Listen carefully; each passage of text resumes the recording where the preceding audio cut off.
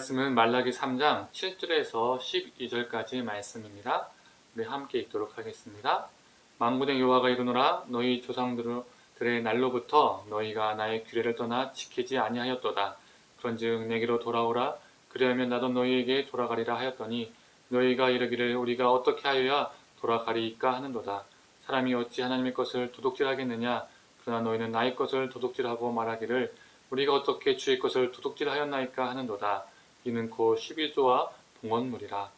너희 곧 온 나라가 나의 것을 도둑질하였으므로 너희가 저주를 받았느니라. 만군의 여호와가 이르노라. 너희의 온전한 11조를 창고에 들여 나의 집에 양식이 있게 하고 그것으로 나를 시험하여 내가 하늘 문을 열고 너희에게 복을 쌓을 곳이 없도록 붙지 아니하나 보라. 만군의 여호와가 이르노라. 내가 너희를 위하여 메뚜기를 금하여 너희 토지 소산을 먹어 없애지 못하게 하며 너희 밭의 포도나무 열매가 기한 전에 떨어지지 않게 하리니 너희 땅이 아름다워짐으로 모든 이방인들이 너희를 복되다리라. 만군의 여호와의 말이니라. 아멘.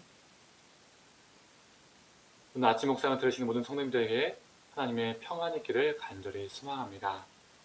오늘 본문을 보면 하나님께서는 조상 때부터 너희들이 나의 규례를 지키지 아니하였다 말씀하시고 나에게 돌아오라. 그러면 나도 너희들에게 돌아가겠다라고 말씀하십니다.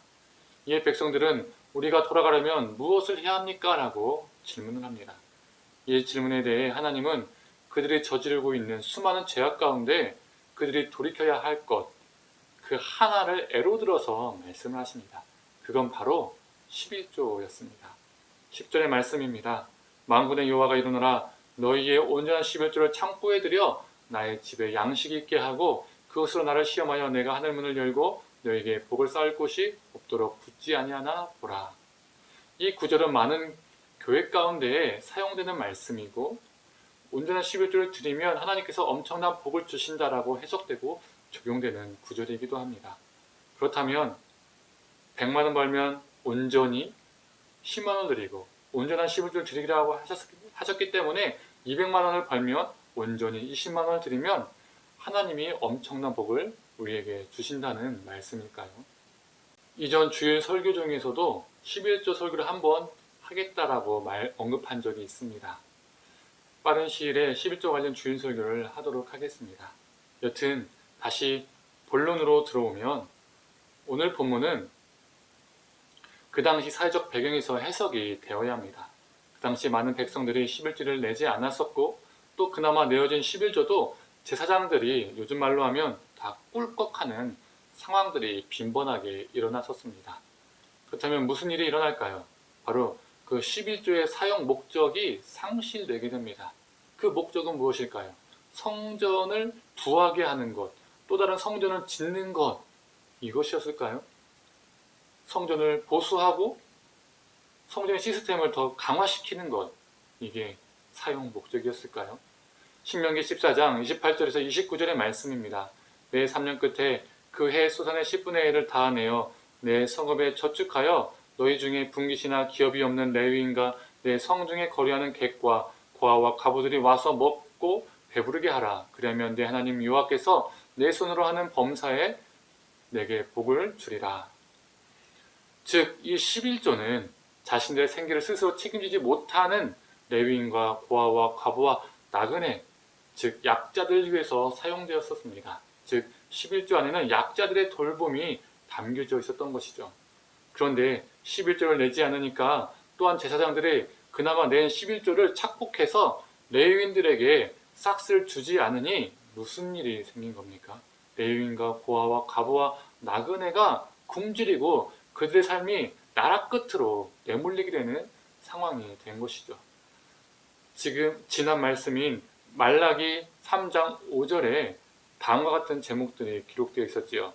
품꾼의 삭세에 대하여 억울하게 하며 고아와 과부를 압제하며 나그네를 억울하게 하며, 이렇게 제사장과 또 제사장들을 통해서 신앙을 배운 백성들이 레위인들이 받아야 할 몫을 주지 않고 과부와 고아와 나그네를 압제하고 억울하게 하며 자신들의 배는 채웠지만 자신들의 물질과 복은 스스로 쌓았지만 성전에 있는 11조 창고는 텅텅 비워두었다는 겁니다. 그런 상황을 보시고 하나님께서 말씀하시는 겁니다.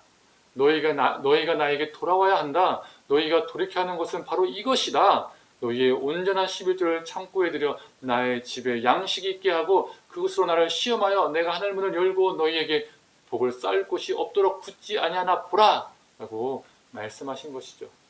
그래서 이 말씀은 단순히 수입의 10분의 1을 잘 내면 내가 너희에게 복을 주겠다라는 말씀이 아닙니다. 하나님은 이스라엘 향하여 이렇게 말씀하시는 겁니다. 레위인과 고아와 과부와 나그네를 돌보면 너희들의 삶에 손해가 올 것이라고 너희들은 여기면서 너희들 스스로 물질과 복을 쌓고 쌓는 그 삶을, 너희들의 배만 채우려 하는 그 불의한 삶을 멈춰라. 그것은 도둑질이라. 11조를 통하여서 레위인과 고아와 나그네 같은 그 연약한 존재를 돌보아라. 그러면 내가 너희를 먹일 것이다. 내가 너의 삶을 지키고 돌볼 것이다. 나를 신뢰하라는 말씀인 것입니다. 그래서 11조를 드리는 목적은 물질적 축복을 받기 위함이 아니라 하나님의 관계 및 인간과의 관계에서 우리가 마땅히 행해야 할 바를 행하게 하는 데에 있다는 것이죠. 오늘날 많은 성도들의 11조 생활은 성실하게 실천되고 있지만 성도인 우리는 그 11조 본래 정신에 걸맞게 살고 있는지, 교회가 11조의 본래 정신에 걸맞게 11조를 사용하고 있는지에 대해서는 반성할 필요가 있습니다. 사랑하는 성도님들, 11조는 복을 받기 위함이 아니라 하나님께서 내 삶을 돌보실 것이라는 신뢰의 표현이자 고백이며 이 땅의 레위인과 고아와 과부와 나그네 같은 사람들을 돌보겠다는 결단이기도 합니다. 단순히 물질적 10분의 1을 내었음에 만족하는 삶이 아니라 하나님을 신뢰함으로써 이 땅에 연약한 자를 돌보는 진정한 11조의 사람이 되기를 간절히 축원합니다. 기도하겠습니다. 하나님, 우리가 이 11조를 바라볼 때에 온전한 11조를 10분의 1 산술적이고 숫자적인 온전한 11조로만 우리가 바라보고 살지는 않았는지요. 또 그것에 만족하고 내가 11조 생활을 잘하며 살고 있다라고 생각하며 여기며 살고 있지는 않았는지요. 하나님, 우리가 그렇게 살았다면 우리의 착각을 불쌍히 여겨주시고 하나님, 진정한 11조의 정신, 11조의 본질은 이 땅 가운데 레위인과 고아와 과부와 나그네 같은 스스로 생계를 책임질 수 없고 고통하며 아파하며 신음하는 자들을 돕는 것임을 하나님 우리가 기억하게 하여 주시옵소서.